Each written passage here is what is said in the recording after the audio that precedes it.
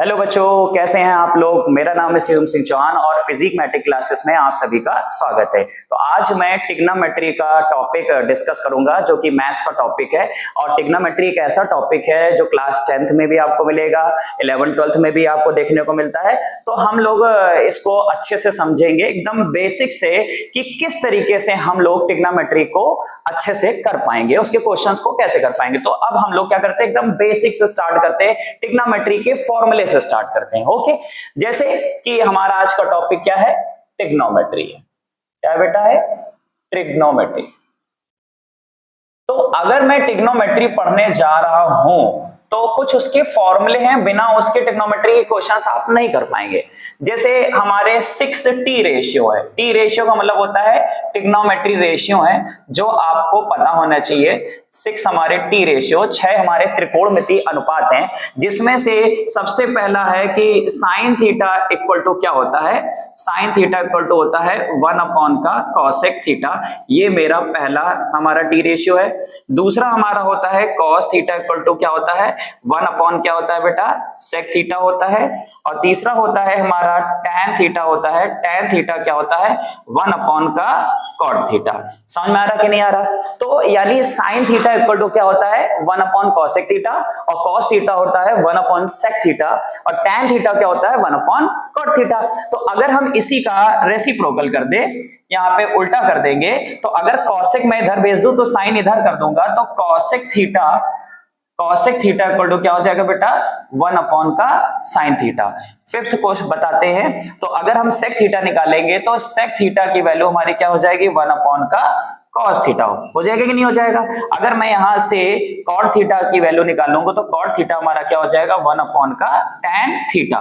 तो ये हमारे 6 ट्रिग्नोमेट्री रेशियो हैं। समझ में आ रहा कि नहीं आ रहा। तो अगर तुमने ये 6 रेशियो समझ लिए, साइन थीटा का क्या हो गया,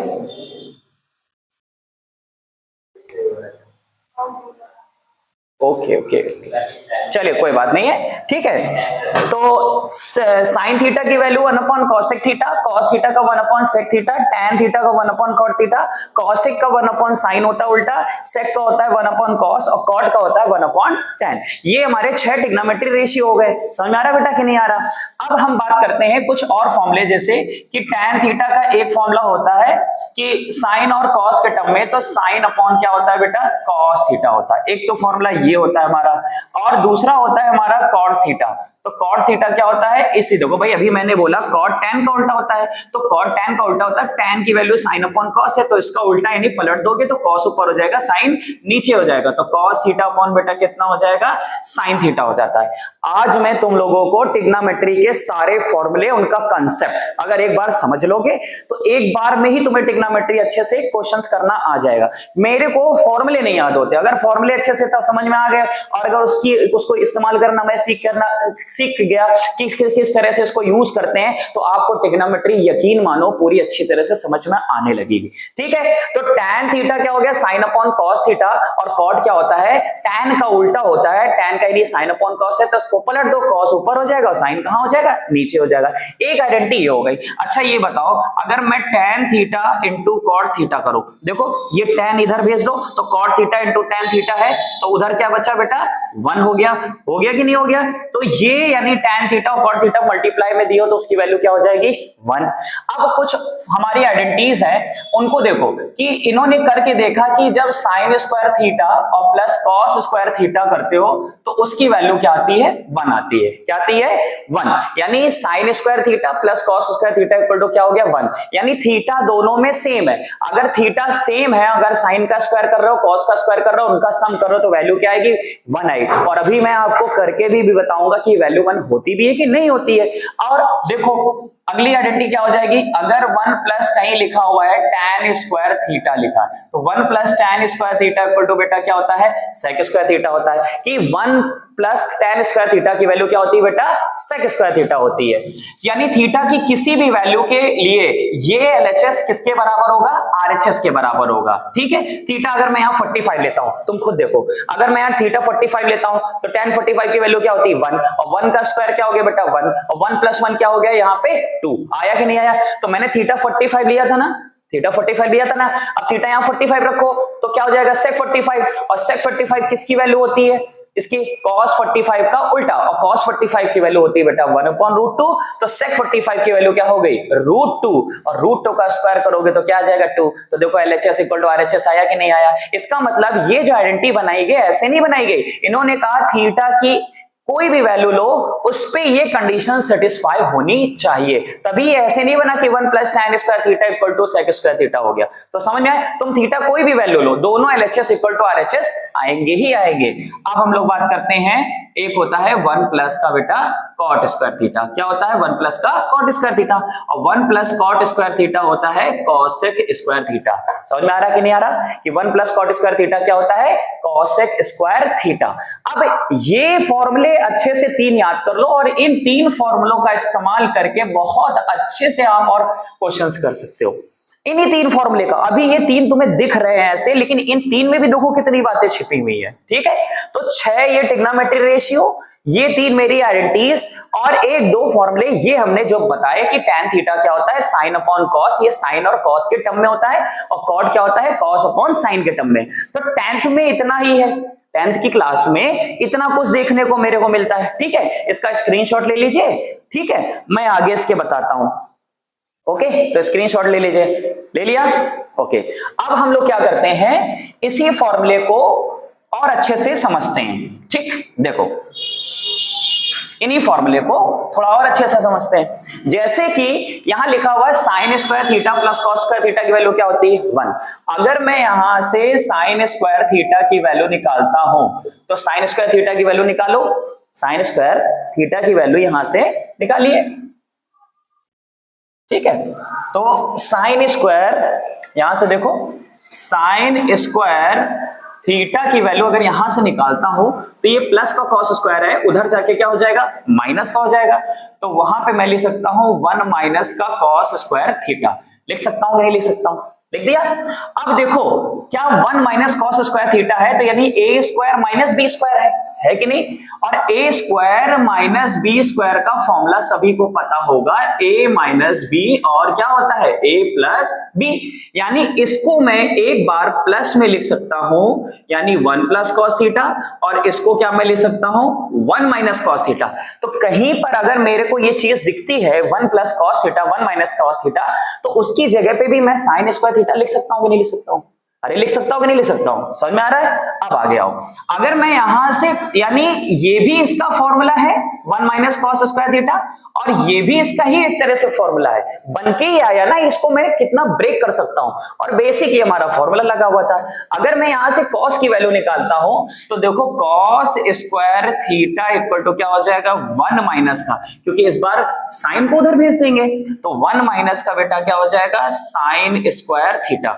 अरे आया कि नहीं आया, हुआ कि नहीं। अब 1 - sin स्क्वायर थीटा को फिर मैं अगेन ले सकता हूं, एक बार उसको माइनस करके यानी 1 - sin थीटा, और एक बार मैं उसको क्या ले सकता हूं प्लस करके, यानी 1 + का sin थीटा। इतना समझ में आया कि नहीं आया। अब आ जाओ, ऐसे मैं अगर इस फॉर्मूले को उठा लेता हूं, कौन सा 1 + का tan square theta equal to sec square theta, ये मेरी आइडेंटिटीज हो गई। अब इससे मैं कितने फॉर्मूले बना सकता हूं उसको ध्यान से देखिए। अगर मैं यहां से tan स्क्वायर थीटा की वैल्यू निकालूं, तो ये +1 उधर चला जाएगा कि नहीं चला जाएगा, तो sec स्क्वायर थीटा क्या हो जाएगा -1। तो जहां पर sec स्क्वायर थीटा -1 लिखा हो, क्या लिखा हो, जहां पर sec स्क्वायर थीटा -1 लिखा हो, उसकी जगह पे हम क्या लिख सकते हैं tan स्क्वायर थीटा, ये भी लिख सकता हूं मैं। और मैं क्या लिख सकता हूं, तो sec स्क्वायर थीटा -1 को क्या मैं sec थीटा -1 और sec थीटा +1 नहीं लिख सकता हूं, क्योंकि a स्क्वायर - b स्क्वायर क्या होता है a - b, और क्या होता है बेटा a + b होता है कि नहीं होता। और क्या मैं इस tan स्क्वायर थीटा को इधर भेज सकता हूं कि नहीं भेज सकता हूं, तो अगर मैं इस tan स्क्वायर थीटा को इधर भेजूंगा, तो sec स्क्वायर थीटा पॉजिटिव में था, प्लस का tan स्क्वायर थीटा इधर आके क्या हो गया बेटा माइनस का tan स्क्वायर थीटा, और मेरा क्या बचा 1। तो कहीं पर मेरे को अगर sec square theta -tan square theta दिख रहा है, तो उसकी वैल्यू क्या हो जाएगी 1। और फिर देखो a स्क्वायर - b स्क्वायर, अभी बताया मैंने a स्क्वायर - b स्क्वायर क्या होता है a - b, और क्या होता है बेटा a + b। तो क्या मैं इसको अगेन ये नहीं ले सकता हूं sec थीटा -tan थीटा, और क्या ले सकता हूं सेक थीटा और प्लस का बेटा क्या ले सकता हूं, tan थीटा इक्वल टू 1। तो कहीं पर ऐसा कुछ क्वेश्चंस हैं ऐसे लोग नहीं कर पाते हैं क्योंकि समझ में नहीं आता उनको, क्योंकि उन्होंने आइडेंटिटीज को अच्छे से समझा नहीं।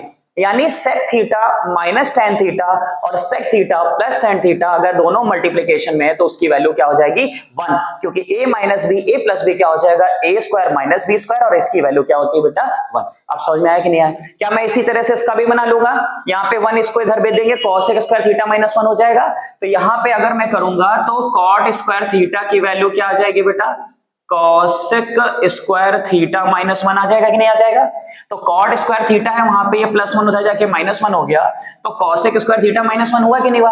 और इसको अगेन मैं फिर से लिख सकता हूं, क्या अभी बताया ए स्क्वायर माइनस बी स्क्वायर क्या होता है, एक बार दोनों को माइनस में लिख दो और एक बार दोनों को क्या लिख दो प्लस में। तो यहां पे मैं कॉसेक थीटा माइनस 1 और इनटू क्या ले सकता हूं, कॉसेक थीटा प्लस 1। अरे लिख सकता हूं, नहीं लिख सकता हूं? तो ये तुम्हें तीन आइडेंटिटीज को ब्रेक करना आ गया कि नहीं आ गया? और कॉट स्क्वायर थीटा को अगर मैं इधर भेजूंगा तो कॉसेक स्क्वायर थीटा ये प्लस का उधर जाके माइनस का हो जाएगा, माइनस का कॉट स्क्वायर थीटा, यानी cosec square theta minus cot square theta जहां दिया होगा उसकी वैल्यू क्या होगी बेटा 1 होगी। अरे समझ में आया कि नहीं आया? इतना समझ में आया? तो तीन ये आइडेंटिटीज को अच्छे से याद कर लो, ठीक, इसको अच्छे से याद कर लो कि sir sign square theta plus cos square theta क्या होता है 1 होता है। क्या होता है? Sign square theta plus cos square theta क्या होता है 1 प्लस tan स्क्वायर थीटा क्या होता है सेक स्क्वायर थीटा क्या होता है 1 प्लस tan स्क्वायर थीटा क्या होता है सेक स्क्वायर थीटा होता है, और 1 प्लस कॉट स्क्वायर थीटा क्या होता है बेटा कॉसेक स्क्वायर थीटा होता है। क्या होता है? Cosec square theta. क्या होता है cosec square theta? 1 plus cot square theta क्या होता है कॉसेक स्क्वायर थीटा। अगर ये तुम तीन फॉर्मूले को अच्छे से याद कर लेते हो, ठीक है, और इन तीन से मैंने देखो कितने फॉर्मूले बना दिए, ये देखो यहां से साइन स्क्वायर थीटा निकाला तो ये आ गया 1 minus cos square theta, again मैंने इसको ब्रेक कर दिया तो कहीं पर ये लिखा हुआ डायरेक्ट मैं ये लिख सकता हूं, नहीं लिख सकता हूं? लिख सकता हूं कि नहीं लिख सकता हूं? आया कि नहीं समझ में? तो इससे मैंने तीन तीन और फॉर्मूले बना दिए, इन तीन का इस्तेमाल करके समझ में आ रहा है कि नहीं? सिर्फ माइनस प्लस का इस्तेमाल किया, प्लस इधर गया माइनस, उससे फिर थोड़े से फॉर्मूले लगा दिए, ए स्क्वायर माइनस बी स्क्वायर क्या होता है ए minus B A plus B होता है, इसी का इस्तेमाल करके तो किया है। तो मेरे को बेसिक अगर समझ में आता है तो मेरे को ट्रिग्नोमेट्री आ जाएगी, ठीक है। ट्रिग्नोमेट्री के लिए क्या जरूरी है? वो 6 ट्रिग्नोमेट्री के रेशियो फॉर्मूले और ये तीन आइडेंटिटीज, और tan थीटा इक्वल टू क्या होता है साइन अपॉन कॉस भी होता है, और cot थीटा क्या होता है बेटा कॉस अपॉन साइन थीटा। समझ में आया यहां तक? अब हम आगे बढ़ते हैं, ठीक। अब जैसे कि सबसे इसमें मोस्ट इंपॉर्टेंट है, वैल्यूज नहीं याद होती हैं बच्चों को, ठीक है। क्या नहीं याद होती है? वैल्यूज। ट्रिग्नोमेट्रीज वैल्यूज होती है, जैसे कहा tan 0 0 कितना होता है, साइन 0 0 कितना होता है,